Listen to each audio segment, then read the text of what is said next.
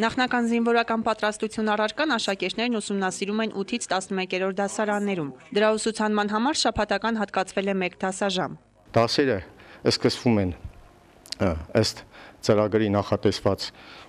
շարումով, զեկուցումով, հիմնի երկով եւ հերթականությամբ դաս են տանում ինչպես մյուս բոլոր դասերը, բայց միայն այն տարբերությամբ, որ այսինքն դասի ժամանակ պահպանվում է զինվորական կանոնադրության պահանջները։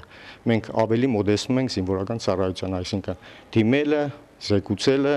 պատասխանները։ Ուսումնական զենք հատկացնելուց հետո աշակերտների մոտ առավել մեծ հետաքրքրություն է առաջացել առարկայի նկատմամբ, ասում է զինղեկ Սուրեն Ավետիսյանը։ ԱԿՄ տեսակի ինքնաձիգն այժմ գտնվում է ոստիկանությունում եւ այս նոր ուսումնական տարվա առաջին օրերին կրկին կզբաղեցնի իր տեղը թիվ 10-րդ հիմնական դպրոցի պահասենյակում։ Զենքի հետ վարվելաձևը ունենք ուսումնական զենք կրակային պատրաստության ժամերին։ Մենք այդ զենքը աշակերտները կարողանում են եւ քանդել եւ հավաքել, կարողանում են նորմատիվի մեջ տեղավորվել։ Դպրոցում կազմակերպել ենք ռազմամարզական խաղեր,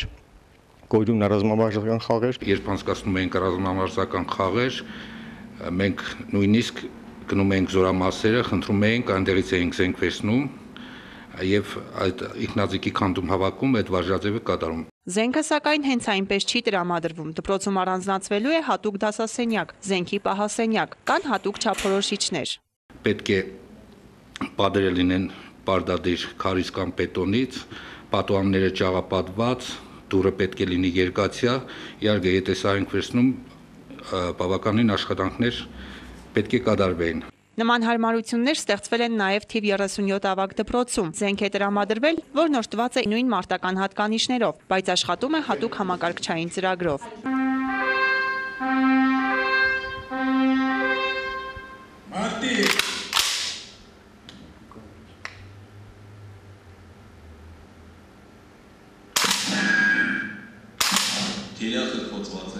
Ինչ է նախատեսված այս կոնկրետ այս ավտոմատը ինչի համար է ինքնաձիգը։ Երեխաները ուրեմն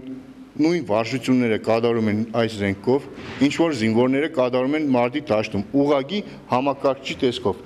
Շիրակի մարզպետարանի մշակույթի եւ սպորտի բաժնի պետ Վաչիկ Վարդանյանի տեղեկացմամբ մարզի հանրակրթական դպրոցներից 48-ն արդեն ապահովված է ուսումնական զենքով։ Զենք ձեռք բերելու շուրջ 40 միջնորդագիր էլ ներկայացվել է կրթության գիտության նախարարություն համապատասխան թույլտվություն ստանալու նպատակով։ Իսկ մարզի այն կրթօջախներում, որտեղ հնարավոր չէ չափորոշիչներին համապատասխան սենյակ գտնել, դպրոցական շենքերին կից կկառուցվի հատկացվելիք զենքի պահասենյակ։ Ալա Բաղդասարյան, Խաչատուր Գևորգյան, Ազդարար։